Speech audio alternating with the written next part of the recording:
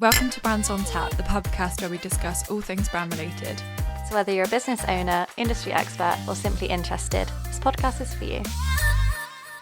Welcome to another episode of Brands on Tap, where today's episode we're going to be talking about, is TV advertising dead? I hope it isn't, but we're going to come on to that. I remember like TV ads like from years back. Yes, okay, I'm old. So I remember, black and white TV ads. Hey. Which I guess you won't. Were you or not? Very, very faintly. Yeah. Yeah, I must have been very young. I can remember my parents having a much older set than I would care to admit.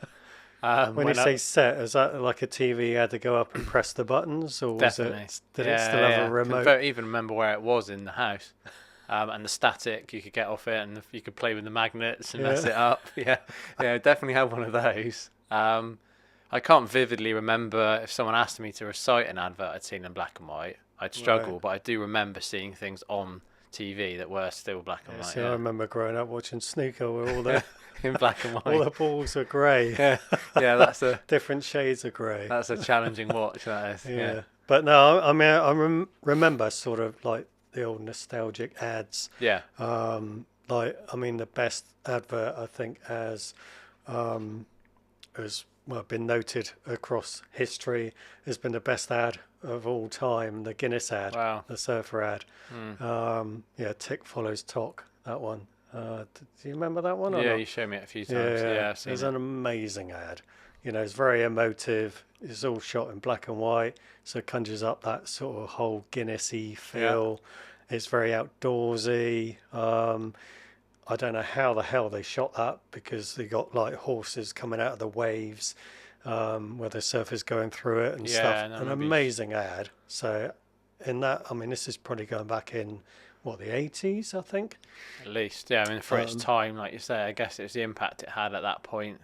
The clever use of the black and white, the effects that people wouldn't have been used to seeing. Yeah. So obviously nowadays, if you showed a modern sort of Gen Z, they'd be like, "What the hell is this?" But obviously, from that kind of, like you say, from seeing it when it was fresh and when it came out, that impact it's had, and the longevity of it. Because like you say, it's done quite cleverly. That even if they modernised it, it would still probably have a pretty good effect today.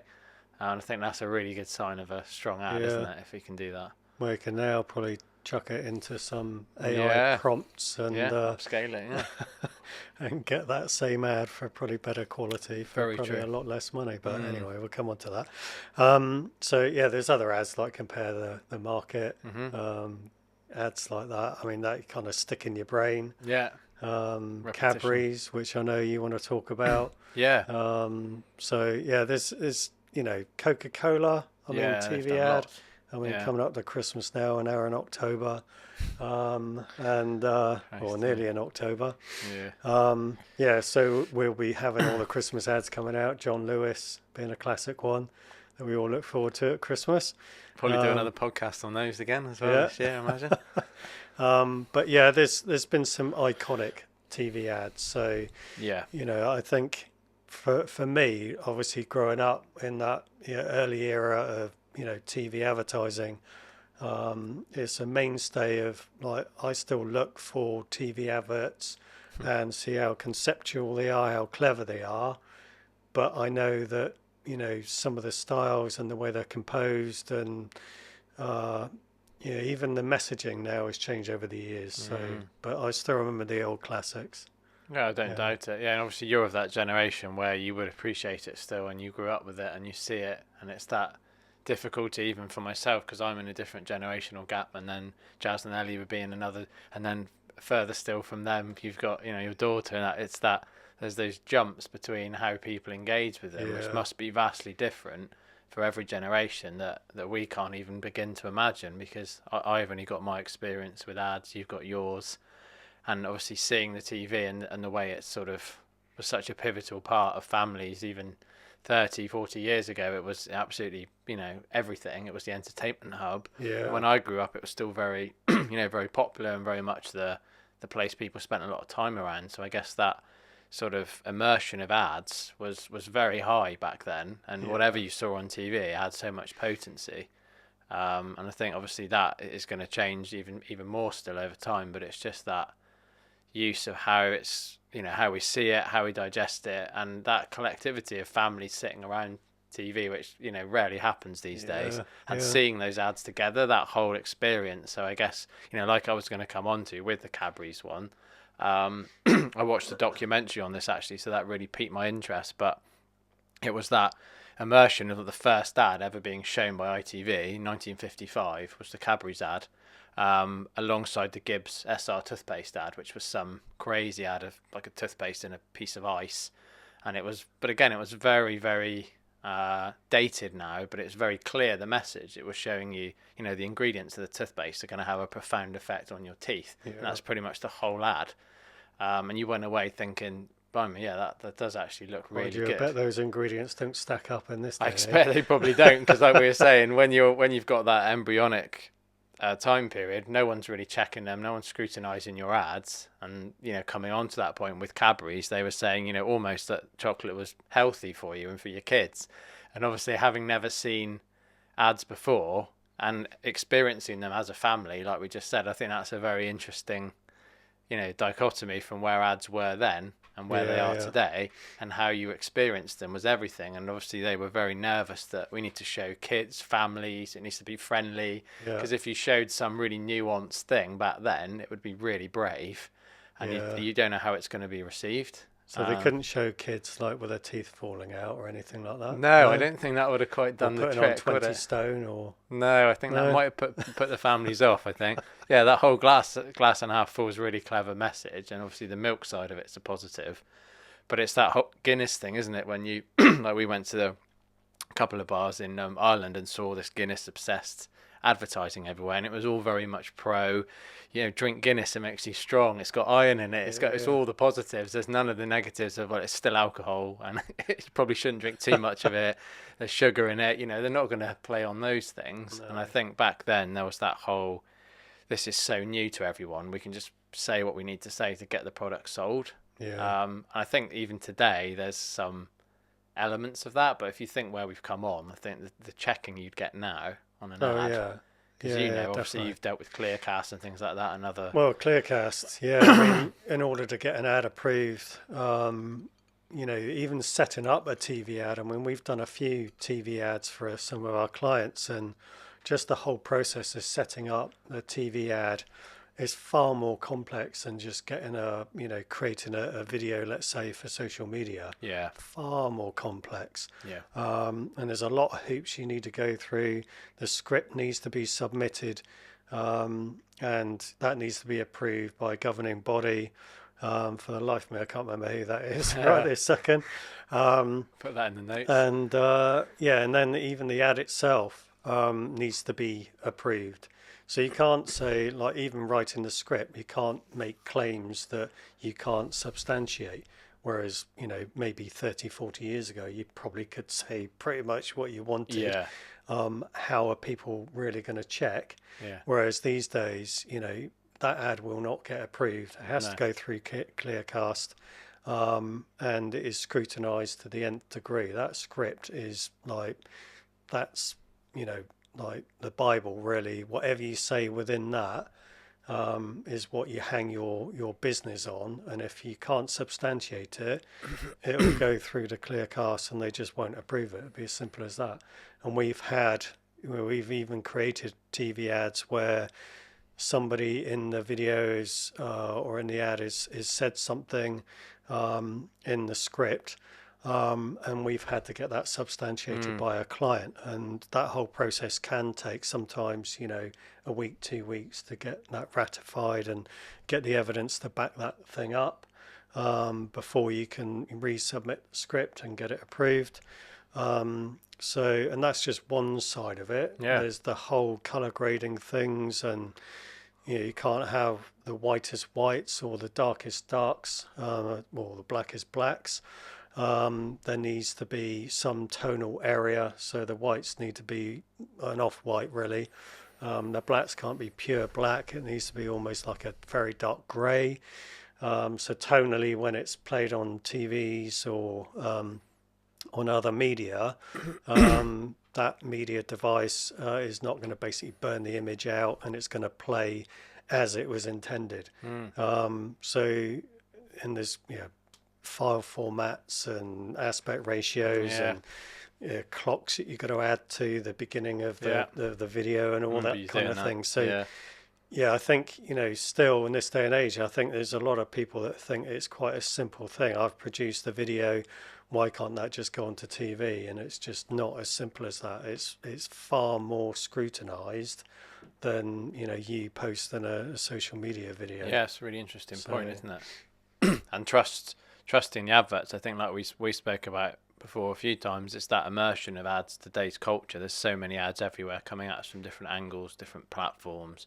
That wouldn't have happened even 20, 30 years ago on TV. That would have been your primary platform. Yeah. And you would probably have seen a lot less ads. So you are becoming that resilience. We talk to clients about it all the time, and they, say the same thing. And we've got hesitancy of clients to throw things like Google ads, out too quickly because they think, well, aren't people, a bit mistrusting of them? That people think you're paying to be seen and that sort of stuff. So there's that hesitancy with ads in general. And I think that's bound to affect what people think of TV ads and whether they trust them and whether they see them and think, is that claim substantiated? Is that actually true? Yeah. Because of this difficulty with social media, with other platforms, where that's a good point. You can say things that aren't so substantiated. And interestingly, I was looking up, we've got the whole, which is another podcast entirely, I would expect, but we've got the whole reviews thing that exists online, where there's this whole rabbit hole of what is a review, how authentic is a review, how much trust does it actually add? But if you don't have them, people are going to be looking at your site or your presence or your social media and thinking, well, there's no one here that's actually used your product, so I don't really trust you. So there's that whole difficulty of, but then you've got companies that are paying people to review their products. You've got influencers. I think that could be a really interesting podcast to go into that kind of tunnel of what is trust in someone's opinion. What is an influencer trustworthy? Because if they're paid to promote the product, then where does that line cross between I really like this plus they've paid me to do it? It's that real difficulty of today's environment with advertising, which I think does influence TV advertising. But what you said about the trust checking, I think that's really interesting because, like I say, you can have static assets on social media and they can say something and the reference is just, we did this study or an independent study was conducted. Well, where is it and who did it? And it's you can find it if you look for it, and then you look for it and it's actually very thin. The evidence is very thin and you think, well, you've used that to tell me that stat, and actually very few people are going to check it, but I have, and the evidence is thin. So I think it's really interesting you're saying about Clearcast, and there's that level there, which I don't think exists in other platforms. But I think even the audience generally is still in this day and age as well. I think they would generally trust the TV ad over a social ad for that very reason. That I think historically, maybe not less so. Sort of, my daughter's 15. Yeah, that's going to say. Maybe that generation, they probably will be less trusting, but certainly I think your generation and mine in particular, I think they're very trusting still, because it's been hammered home that they have to go through these stringent tests in order for a TV ad to be aired, whereas people aren't really told about that with online content. They're not. So which it should be, and you shouldn't ever make a claim on social without it being substantiated in some way. No. But I'm sure there's people out there that do. Plenty. And like I say, the trouble is, once you can reference a testimonial or a review or an individual or an expert, the door's open. Like how much of an expert is that person you're quoting? You can go and find a scientist somewhere that there's so many of them. You can find a scientist somewhere that's willing to check your product and find something out about it. Yeah. But how legitimate is that finding? And it's very rare that you'll find something that's been substantiated by more than one person. Because I've looked into things, certainly like supplement industry, for example, where they'll claim a certain statistic and then they'll reference a study, and looking into the advertising regulations and things like that, as long as they reference the study, they're fine. But the fact that you haven't read the study... Well, a study that they've Yeah, well, They don't. conducted Yeah, themselves. they don't exactly an independent study, or is it their friend that's done it that happens to be a a scientist? My mate or... John down the pub. Exactly. Yeah. Yeah, he said it was great. Yeah, he loves it. Yeah, after a few pints, you can't tell the difference. Yeah. But it's that difficulty of knowing who is that person and how many people are actually reading those references. Because if in there it's very thin, but they're still allowed to reference it, then they'll get away with it because they are referencing a study that's been conducted for that, and it's there. Yep. But they're not telling you what it said, or they're just yeah. giving you some very broad figure to sell the product. And I think that, like you say, that overlaps in today's world of so and so thinks this is great. He's given us a testimonial. He's John from Durham or something. You're like, well, who's John from? I don't know who he is, but he said something really good about the product, and I'm feeling it. It's really good. And I think it's that difficulty of so now you've got people adding videos and imagery and things to them to try and substantiate it. But I think there is that definite sort of disconnect from what you've said, between the way TV advertising runs and all the other sort of advertising, which is slowly influencing how people are engaging with that level of advertising. And like you say, your daughter obviously would have grown up, even I did halfway through my life, with social media thrown in our face, Facebook popping up, people engaging with each other through these kind of social media channels, platforms. MySpace, hey, yeah, nice vintage reference. I just about caught the end of that one, definitely. But it's that immersion of that's how the primary way they engage with ads is through that medium. So TV is quite secondary for a lot of the newer generations. So it's really interesting to see how that influences how they see TV ads in general. Well, that kind of brings us on to the types of like TV ads, because I mean a lot of, especially the younger generation now, like you say, are growing up with the likes of Netflix. And an ever increasing amount of people now are prepared to pay for the premium plan, which is ad free. So I think the free version is all ads, and I think it's ads streamed, I think, up until, was it standard definition or something like that? Something like that. I mean, I was going to sound quite snobby now because unfortunately fortunately I suppose I've never really tested Netflix as a platform with the ads. No. So I've always rolled it over because I've always thought, well, I've been so used to seeing it undisturbed. You don't have loads of time in the evening as it is to kind of get your series in. So if I'm now having to watch 10-minute ads between each, however many intervals that is, that's increasing the time I've got to watch my series in the evening. So that's a big factor, is I don't really want to interrupt that because and also it disengages you from what you're watching. So I'd much rather see the full episode and not be broken apart all the time. But I do appreciate, because I watch things like Channel 4, 5, I don't pay for those, and I really do find it frustrating. It's constantly disrupting my episode I'm trying to engage with, and every sort of 20-25 minutes there's a minute or a minute and a half of ads.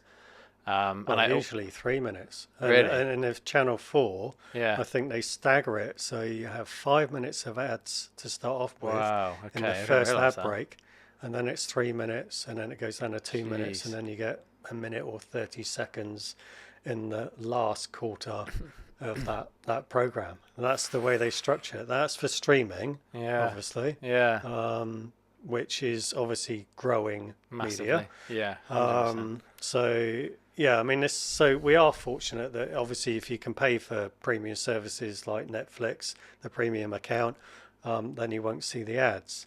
But like you said, Channel 4, Channel 5, we're fortunate in the UK, obviously we got BBC iPlayer and BBC channels where we don't receive ads either. But TV license pays for them, so it's TV trade-off. license. Yeah. I mean, how long that's going to be around, I don't know. But I mean, I'd like to see the BBC to stay around for a long time, make some fantastic programs. But it is interesting, because like a lot of people poo-poo the licensing, and I totally get it. For people that aren't really watching much telly, why would you waste money on it? But now you see these other platforms having to bring adverts back, and suddenly monopolising adverts. You think, well, they've hit exactly the same problem that BBC have, where they're going to have to charge you to take the ads away, or it's up to you, or you don't pay us and you just bombard you with ads and you don't enjoy your program. So it's interesting to see that's come back in. I mean, a lot more people now obviously are watching ads, TV ads, but on a streaming service, like as we said, Channel 4 and Channel 5 and the like, ITVX. So yeah, that's one thing I've noticed as well, is that, you know, over the years, it's starting to sort of come back now, but I'm talking about the creative side of things now, where I grew up in an era where every other ad was very conceptual, very clever, and it took some time to work out sometimes, but you came away thinking, damn, that's a good ad. Whereas I think the last sort of 10 to 15 years, we've gone through a whole process of being very factual ads. So this is the product, this is what it does, this is the benefit, and here's my logo, jobs are good. And they've been less clever, less conceptual. But I think now, whether it's because, you know, the techniques now of production, the costs of production using various different techniques are coming down, and the mix of using various different techniques now, is starting to see more conceptual ads coming through. So, I mean, this is probably, I know we touched on it earlier, but with the John Lewis ads, I mean, they've always been consistently clever, very conceptual. And that's why I think we all kind of look forward to that time of year to see how clever the next ad is. And I definitely think that, you know, that shift from the very in-your-face product style ad, the Sillet Bangs, if you like, of this world, they're not clever in terms of their creativity or anything. No. Yes, they're definitely going to sell product because they're in your face all the time. And I mean, we've not really touched on this element yet, but like jingles and things like that, they play a massive part on whether you're likely to remember that ad, Go Compare, which we touched on earlier. Yeah. So there are they're clever in a different way. Yeah. They're not sort of conceptually clever, and you don't go away with a smile in your mind kind of thinking that was, you know, well composed, well constructed, you know, well scripted. The production quality is fantastic. You don't come away sort of feeling that. But boy, do you remember those Go Compares and those Sillet Bang type ads. So they are clever, but in a different way. Yeah. And almost like we say, you get away with it, the old phrase, you know, there's never, no ad is a bad ad kind of thing. Every ad's a good ad. So it's like, that isn't necessarily true, because there are definitely bad ads. But definitely are. Sillet Bang. But then the fact is defining what you mean by bad, because if the objective of the advert is to sell product, like you've just said, and it's irritating, okay, it might be annoying, irritating, something you don't really lavish watching, something when it comes on you think, oh God, but you can't really call it a bad ad because it's selling product, like you just said. And similarly, Go Compare, it's irritating as hell. Okay, they did realise at a certain point it was reflecting badly on the actual brand, because they did want trust in people and they did want to win people over and almost become like a consultant vibe. And obviously they were starting to see, which hence why the whole change happened with them, but they're starting to see they were going way too far down the irritating road to actually win people back again. Which they are. Yeah, which they are. But today they've used the character and they've rebranded and they've created a whole different persona about themselves. Yeah. And still today using that character in a cartoon form, but in a very different light, almost like they're mocking who he used to be and using him as an iconic little representation, which I think is very self-deprecating. I think that you know, tugs on the heartstrings of the, you know, target audience, really thinking, well, if they're, you know, can take the mickey out themselves, exactly, they can see their own mistakes. I think it's a really good thing to do. It's very clever. That in itself is clever. Clever move, definitely. I think that's worked really well for them, and there's lots of other ads out there that do the same.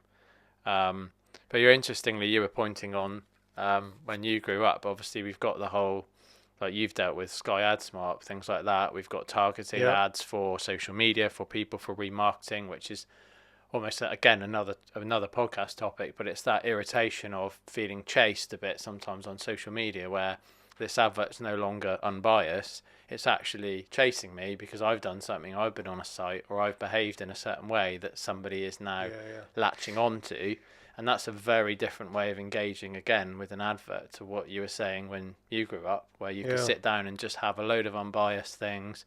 Okay, not so good from the company throwing the adverts out point of view, because they're just blasting them across it's a the whole. scattergun Exactly. approach, yeah. And the majority of people that are genuinely disinterested in some of those topics are going to get very irritated by the ads, because they're going to think, not only is the ad irritating, but it's something I'm not interested in. Yep. So there's definitely some relevance to having this sort of more nuanced ads for people. Yeah. But there's a trade-off between people feeling a little bit chased, I think, sometimes, and a little bit hassled by certain ads where they think... There is. I think there's a fine line to that, like you say. But, you know, there is a trade-off, because, you know, I get it sometimes with family members saying, oh, I keep seeing this ad, and, you know, why am I keep seeing this ad? And I say, well, because that particular ad or that product or that company or whatever is relevant to your demographic. So that is the beauty of like Sky Ad Smart, which I think is on Sky platform, and also Virgin are using the same system. Yeah. But the beauty of it is that, you know, you can narrow down that demographic to age, to your watching habits, even, to your hobbies, to your postcode area. So in that regard, like it's a marketer's dream. Like for us, it's fantastic, especially if you got a client with a finite budget and they don't want to spend, you know, millions. And they want to target a specific area, let's say. We can narrow it down to, you know, a specific postcode area, or even down to a county. So, and, you know, on top of that, we can then add age groups. It could be, you know, gender, it could be whatever it might be, your viewing habits, type of programs you like to watch. You know, you can really narrow it down. And I think from our perspective, when we're trying to do TV ads for clients, it's fantastic, because you know, we know that we're going to only be targeting those ads at a specific target audience for our client. Brilliant. But I can see it from, like I say, with my family members and stuff.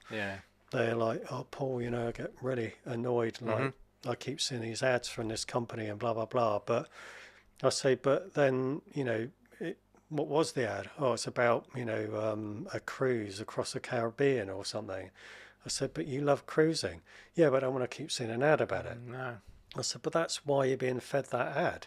You know, because you're interested in that subject matter. Sure.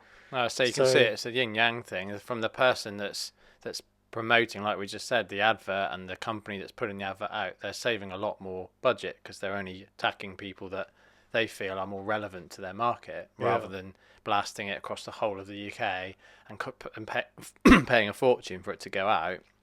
And actually the return is going to be, you know, 1-2% of that likely, instead of, you know, cutting that budget in half and getting a return of 5%, because the demographic is much more toned in. And I think that's obviously, from the advertising point of view and from the that's a no-brainer, and it's going to help people be served more adverts that are more relative to them. So there's only a good thing, but there's always going to be some caveat. It's never going to be a, you know, completely rosy strategy. There's going to be some people that get, and like we've said, something you do buy into.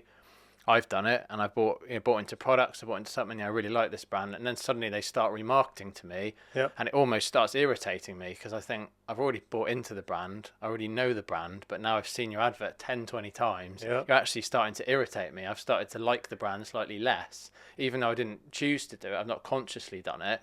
I've just got fed up with seeing the ads, and I've already bought into the brand. So there's that issue there, which isn't the brand's intention. That's not why they're serving me those ads, to try and irritate me, but it's happening due to a combination of the technology and everything else that's around, and it's very likely just a fact of where we are today. And I think it's quite interesting to... Well, that's a new technology that it maybe needs to happen in the future, that once you've bought a product from that brand, stop following marketing to me. Because there's always the emotional side, isn't there, to selling. There's the whole factual bit, like you've addressed, and then very much the emotional bit, which I think is when people see a clever ad or something that resonates with them, they get really emotionally attached, and that can really help your relationship. Like we spoke about in other podcasts with branding, the relationship with the brand is really important for those brands to maintain that. Apple, for example, they'll try and keep those customers, if they can, for life. So they've got to be very careful. You wouldn't get Apple doing a very aggressive remarketing ad on one product that you just looked at, because they've got to be very careful with how they treat those customers. And I think that's newer businesses maybe aren't so aware of that, so they go Yeah. out and bombard these things. Yeah. And as you say, if they ran a TV ad alongside that, how effective that is, whether that's having a negative impact on them, it'd be really interesting to Yeah. find that out, as opposed to, as you say, someone that's just rolling out a TV ad to a certain demographic using something like Sky AdSmart. I think the results of that would be very different. Yeah, but I mean, we promote the fact that it should never be in isolation anyway. We do, yeah, we do. So with all our clients that we're doing a TV ad, we say just try and be in more places. So, if there's only a finite amount of budget and the majority of that is, going to be on a TV ad, we'll sometimes rein that back a bit and then Yeah. put other money in for online media, or it could be YouTube pre-roll, could be Google Ads, could be whatever it might be. Agreed. But just to kind of, make sure that that's not, you're hanging your hat on just on that one piece of media. 100%.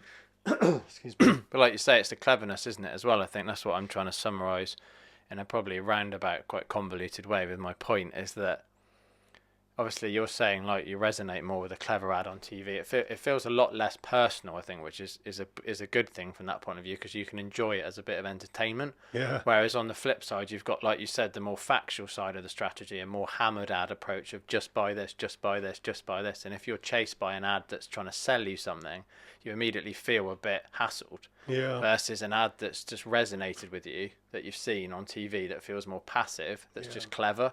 And like those messages could be on bus stops, bus backs, everywhere, and that clever single line or single image could just be everywhere and not really irritate you more. You just see it and giggle a bit. But when it becomes personal and you feel like this person's actually marketing to me and they're trying to sell me that product with an ad that's just literally buy, that kind of is a very different interaction to what you were saying with a TV ad. Yeah, it is. I mean, it definitely comes down to, the frequency, like you say. If you're being hounded and it's a company you don't really value that much, and you keep seeing their ad, obviously it is going to irritate you even more. Yeah. Probably more so than anything else. Yeah, So, almost negatively. Yeah, But it's yeah. just interesting. I like that point because of what you said with the TV ad. It's a very different way of doing it, to hopefully at the moment, because obviously, like you said, there are targeted ads even on the radio now. You've got AI swapping the locations out on the ad, which again is like, oh, that's clever.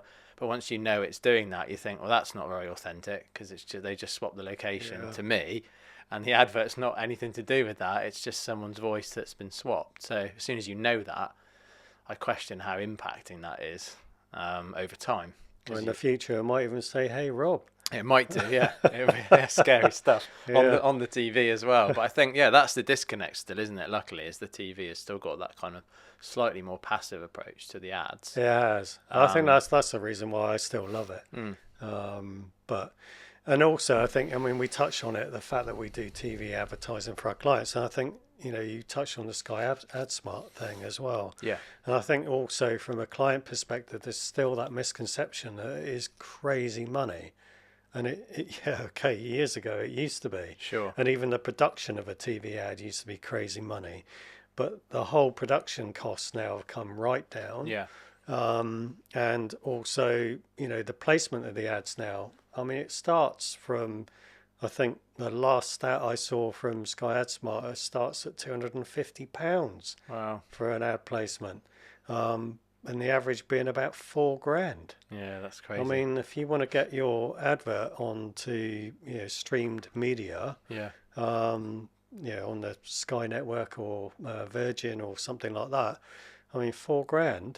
Yeah. That's insanely cheap. It is, yeah. To get to such a wide audience. So I think, yes, I do think the media is changing. Obviously, as I touched on earlier, I grew up in an era where, all my TV ads were coming through an aerial, coming through on my roof. But now, obviously, it's coming through more often than not, coming through on fibre optic and it's stream media. Yeah. It's still linear TV ads or TV networks. It's still BBC and all the terrestrial channels, but it's now being delivered in a different way. The benefit, obviously, of that is you get more targeted ads, and with the benefit of being fed ads that are more aligned to your likes and dislikes. Mm-hmm. So there is definitely big advantages in how things have changed with TV advertising over time, for sure.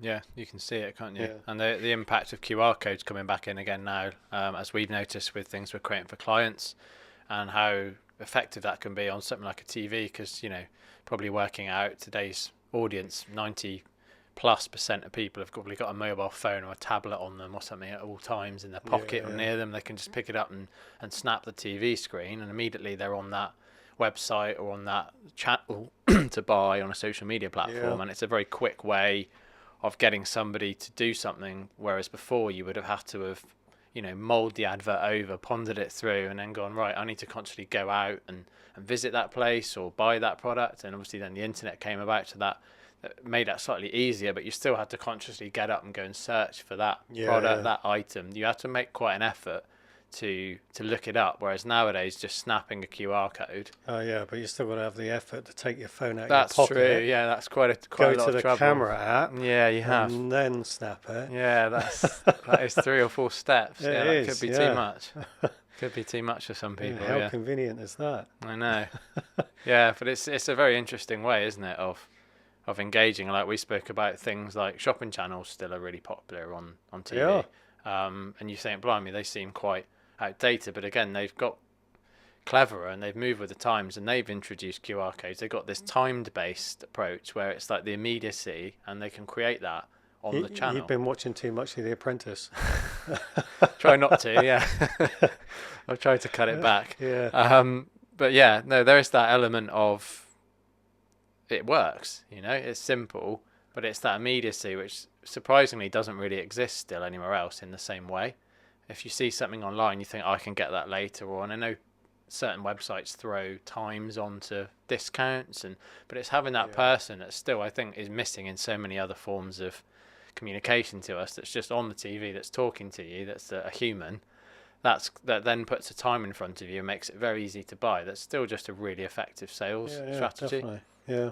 And it's arguably, I suppose, it's something you're not seeing everywhere. Yeah. So you're only seeing it in that kind of nuanced environment, whereas if you were on social media, it's all very flat, it's all, you know, very predictable to an extent, whereas that's quite different. But yeah, it's also it's the amount of time you engage with that media. Like for a TV ad, okay, yeah, a lot of people might just in an ad break get their phone out and scroll through social media, but there'll be a certain percentage of cohort that won't, and will actually sit through and watch the whole ad break, you know.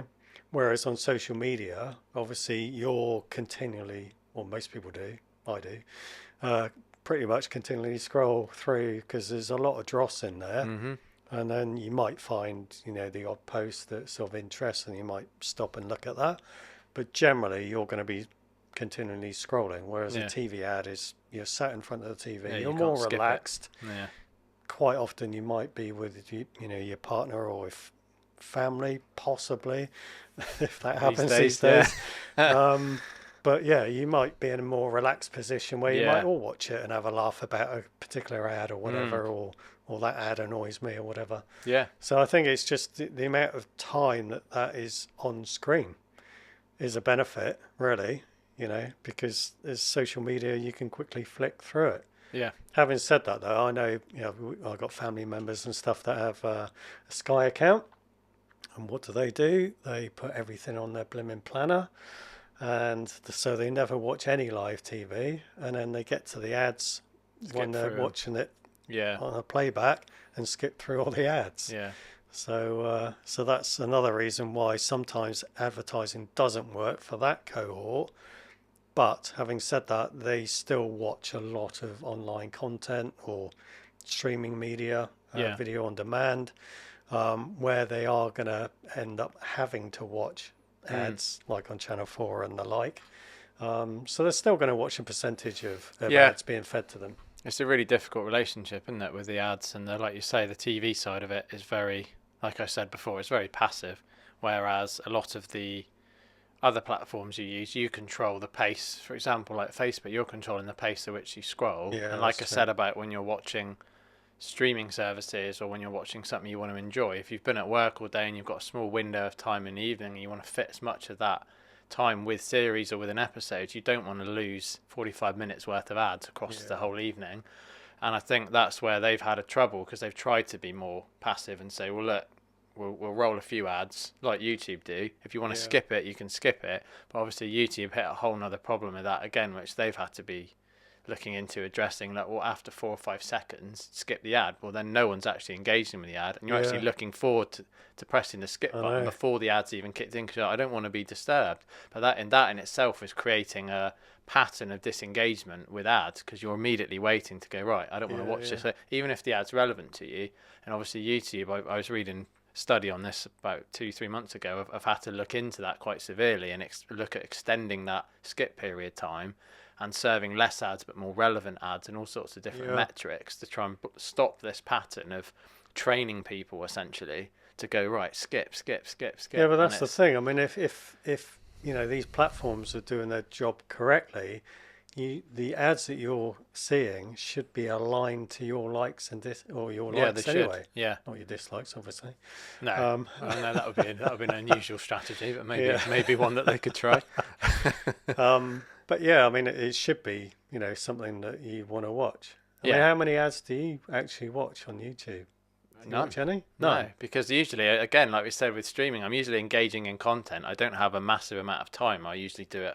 I have a lunch break, I've got a spare half an hour, or I'm walking, I've got a spare 10 minutes. I don't want to spend, of that 10 minutes, 2 minutes of that watching an ad when I could just skip it, and it gives me the option to skip it. So I'm going to always take that route. If they gated it, like a lot of the streaming services are doing, which I hope they don't for non-premium members, then obviously you have no choice but to skip it. But you're essentially training somebody that you can skip this ad and get back to what you were trying to watch as quickly as possible. So even if I'm interested in the ad, it's given me that ability to skip.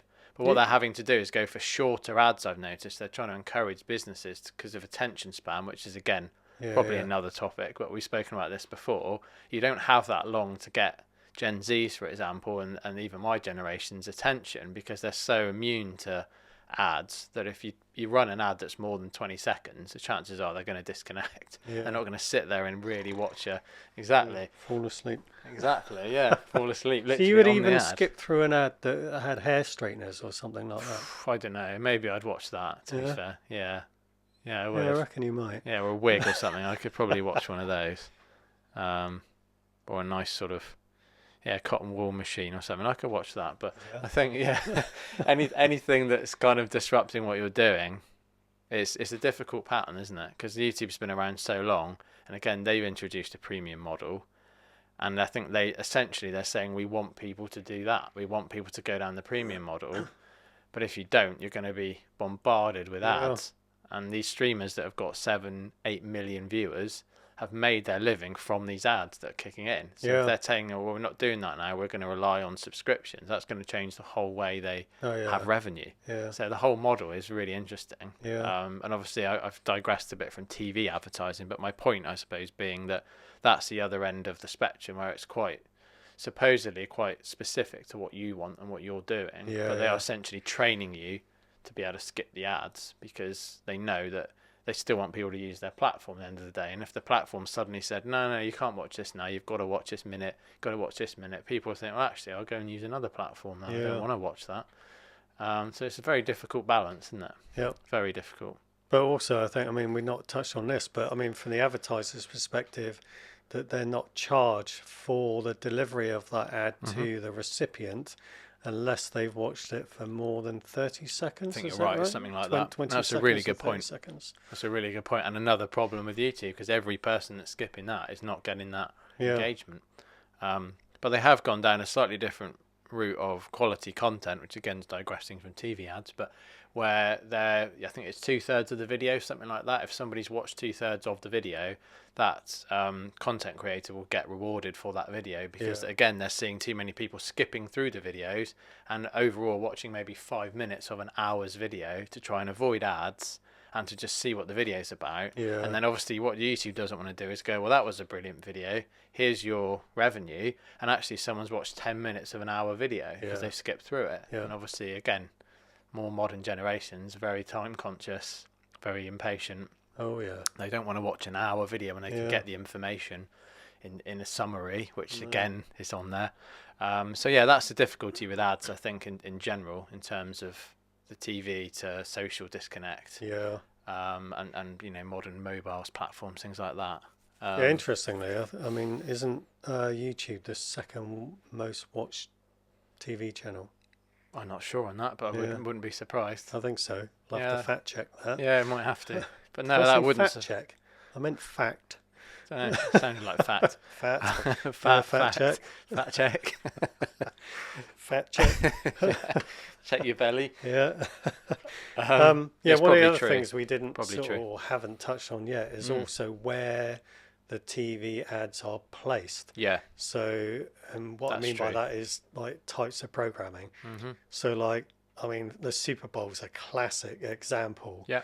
Where you've got the biggest brands in the world, like Coca-Cola, for instance, will make sure Apple being another one. They'll put their ad smack bang in the middle of, an ad break. Yeah. In the Super Bowl, for instance, It's a good and it's point. got, well, I don't know, hundreds of millions of Yeah. views, probably billions, I suspect.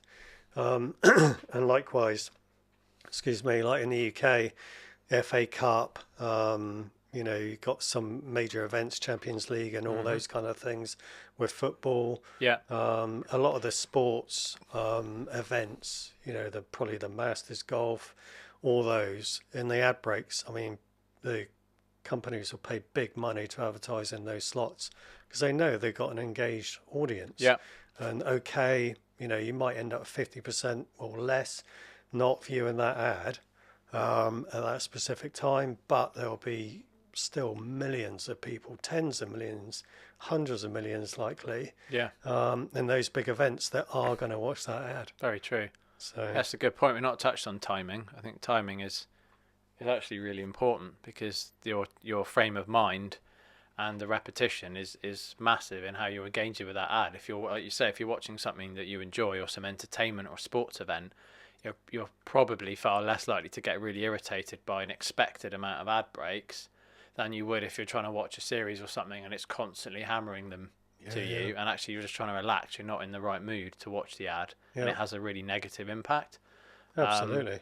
But I think it's also, like you say, it's setting that expectation of that like annual event, like you do with Christmas ads, like you do with Super Bowl, and there's that line there that's been drawn where everyone has to try and better the last ad or do something clever or do something quirky, and that's genius because it creates almost like an expectation of entertainment that's coming from it, as well as just I'm going to be sold something or I'm going to try and have something pushed in my face or some product. But actually the way that they're doing it is, well, actually we'll put some time in to make it clever and do a bit silly with it. And I think, like you say, John Lewis, it's the same. And then other companies, other supermarkets, other massive superstores have now joined in to say, well, actually, let's all try and pitch in and see who can make the best, quirkiest, fun ad. And I think that's a really clever way of trying to create that annual engagement because people are almost tuning in to watch an ad. That's a point. I mean, I wonder how many people actually sit through the entire ad break, like at Christmas time, just to see what the comparisons are with the various different Christmas ads. It's true. I bet it's a lot. It's really interesting. That's a really clever point actually you made, especially like you say with Super Bowl, because you've almost flipped the ad on its head. It's no longer an irritant. It's actually something people are seeking to enjoy and are excited to watch.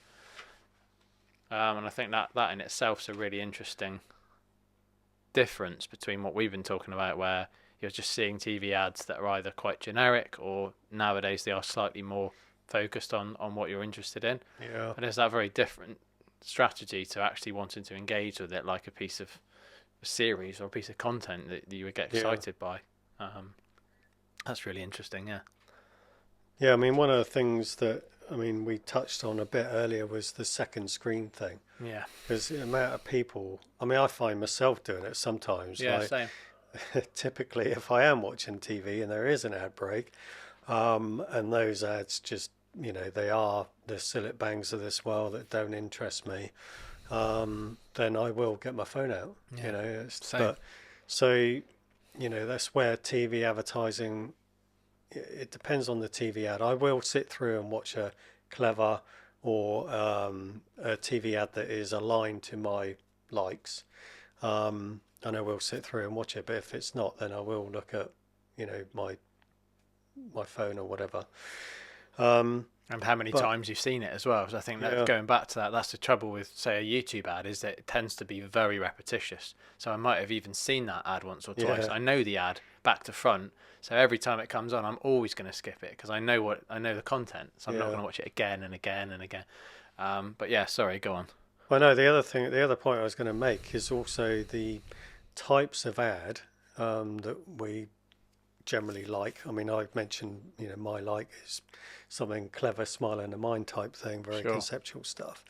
But one type of ad that I just cannot abide and can't watch, and yet it's probably got the most heartfelt message of all ads, are the charity ads. Yeah. Because there's ads running currently at the moment, RSPCA, and a lot of these charities do exactly the same. They show people, if it's a humanitarian type ad, it's all about the hardships that they're facing, and they could be in poverty and having to traipse across and walk 10 miles to go and get some water or whatever. The RSPCA ones is showing a lot of animal cruelty and stuff like that.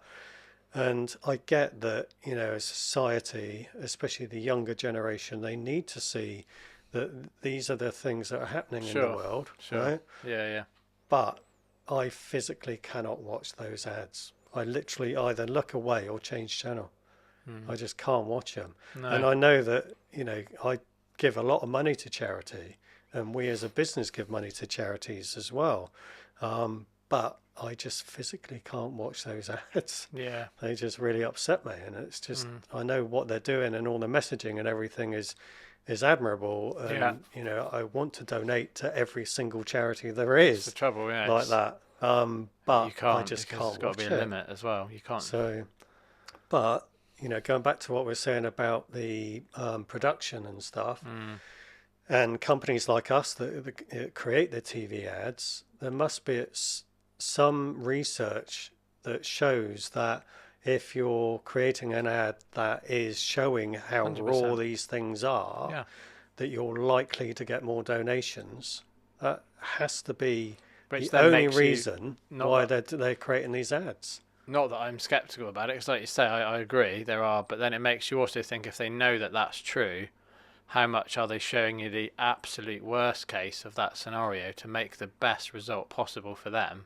And you're always a little bit kind of worried that how authentic across the board are all of them as a collective, because there's going to be some that obviously are going to be horrific without a doubt, don't get me wrong, but then if the others that aren't as horrific know about that, why would they show footage that's slightly less jaw-dropping and impactful than they need to, if you know that? But this probably comes down to the ASA. I mean, there's the Advertising Standards Authority that, again, we touched on Clearcast earlier, and they approve things like the script and how, whether the stats and everything, stack up. But with the ASA, they are very stringent on, obviously, like ratings, the age ratings for ads and things like that. So there will be, especially like the RSPCA ad, it's aired pretty much during the day most of the time. Yeah. I normally see it during the day. And so obviously they're not going to get away with showing very horrific animal cruelty and things like that. So there has to be a certain level. There's going to be a level, because then you just absolutely terrify somebody, and then they won't want to donate because they're terrified. So it's got to be But what I'm saying, I suppose, is like going back to what we said before about if someone briefed me with that, it's the authenticity of how balanced is that footage. Because if I was trying to get somebody to donate and I knew that X, Y, and Z footage pulled on the heartstrings, it got someone really emotive, then why would I suggest to that client, put some of the more friendly footage in there, put some, for a donkey sanctuary, put the donkeys walking around looking happy in there. There are some instances of that. But that doesn't, that's not as effective at getting the donations. So then we've had this conversation with other clients before. But let's show some of the positives of what you're doing. Yeah, we'd love to, but the raw facts are it doesn't get as many donations, and that's quite frustrating and quite hard to to sort of accept, because you think, yeah, but you want to see, also people want to see where their money's going and what difference you're making. But the raw facts are, yeah, but that doesn't get as many donations as us just putting. And it's like, okay, well then that's kind of is quite a shame, really, in that sense. It is a shame. But I mean, a lot of these charities, well, all of the charities live and die on the donations. I know. You know, so if it works and I know. it increases donations, they've got no choice but to. They'll do whatever works, and they'll go down the least path of resistance, won't they? And Exactly. see how much they can get. But what I'm saying is not being sceptical about it in that sense, because like you've said, all these, you know, are for good purposes and good reasons, but you also have to be aware a bit sometimes that you are literally seeing a combination of basically some of the best footage they could find to tug on your heartstrings, and you think, I wish we were seeing a much more, I wish the world was different, we're seeing a much more unbiased view of what's going on there. But same. It's then is I what might it is. actually sit through and watch it. Well, exactly, yeah, and think, oh, actually, I would donate, but yeah, it's a difficult one for sure. Yeah. So, I mean, I think we covered most subjects, haven't we? I think we have, yeah, certainly on the topic of, you know, is TV advertising dead? I think we've tried to kind of play it off against other forms of media out there, what kind of different types of TV advertising, how it's grown, how it's changed, Yeah. where it's at today. Obviously, personalisation, we could touch a little bit more on, because we were saying about the shopping channels. And I think there's obviously, like we always say, people buy from people. There's obviously that personalisation element that's going into other forms of advertising, which I think we will see a bit more in TV, where by that I mean people. Let's leave this, aren't we? Definitely can't cut that. Hello. So we are in a pub, and the phone does ring sometimes. and sometimes we have doors banging, we have hoovers going, we have all sorts of things going on. But Building work in the background. Yeah. But I have to say it's a great environment to do our podcast in, so no complaints. Vintage answer machine going on. Is someone going to leave a message? Hello. I am stuck in a bog. Yeah. No. So, yeah. So sorry, just saying as a summary, what we've covered, what we've done. But I feel like with the people buy from people angle, there's going to be an element of more personalisation we're going to see across the board. I think with all ads. And like the whole influencer thing, the next generation of people are brought up seeing people that are similar demographics to them, that are supposedly unbiased individuals promoting products. Yeah, really unbiased. Yeah. Really unbiased, and that's now taken a hell of a turn, because it's now sort of integrated into YouTube channels, into YouTubers that are having to tell you, I've had this product given to me, you know, this is this is that, and immediately that warps your impression of that product, because you think, well, you're not 100% unbiased then. You've not had to pay for it. Okay, it might not be a bad product, but it's also, you're not going to see it in the same way that someone's had to fork out a few £100 to own it, as it were. So it's that difficulty of trusting somebody to be honest. Yep. A bit like I said to you about that sort of Black Mirror episode where somebody got chipped, which I think is very apt with today's world, where the lady's chipped in response of fixing her ailments in her body. So if she's got a very life-threatening disease, it's cured, it's fine. Company gives her a chip, but then suddenly, a bit like we talked about Netflix, a bit like we talked about with all these streaming platforms, suddenly, oh no, adverts aren't free now. If you want to remove them, you're going to have to pay. Yeah. Otherwise, your wife every day for 20 minutes is going to just reel off some adverts to people. And obviously that is a really dark explanation of how it's going to work, but it does really clearly illustrate to me a problem we've got with actually, a minute that person becomes able to sell something for you, it's going to be very effective, because that's a real human being. And we're lacking that sort of connection as humans. So I think the more personalisation we see in advertising, the more effective it's going to get over time. Yeah, we're massive advocates of humanising brands. 100%. Because I mean that whole humanizing aspect is going to be so important to so many brands moving forward in the coming AI era. Yeah. And you know, and like you said about building trust. Yeah, building trust. Yeah. You know, probably even 2 years down the road from now, you know, probably 90% of the content you're going to see is probably going to be generated by some AI system of some sort. So. Yeah, having some, you know, real human sort of interaction produced by humans, acted by humans, I think, brands will certainly stand out if they do that. Completely agree. Yeah. I think that's a really cool message we can sort of finish on with regards to TV advertising. I don't think it's the platform of it. It's a really interesting type of advertising, which I still think has a different place to a lot of the other advertising we see out there. And I think that's quite interesting because a lot of the other platforms, they do merge. So if you're on YouTube, if you're on Netflix, if you're on Amazon Prime, whatever you're watching, those adverts can sort of merge a bit between one another and one another's platforms. But the whole classic TV advertising approach, like you say, really should hang on to that cleverness.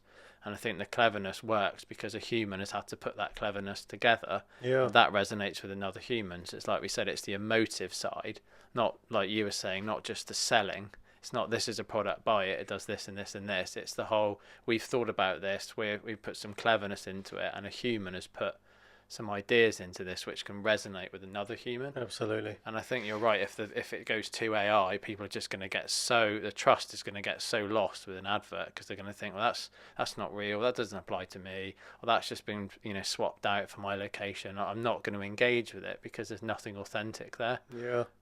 Whereas the older ads and the humanized stuff and the shopping channels, there's someone there talking to you, selling you that product. But interestingly, my daughter, as I mentioned, is 15 at the moment.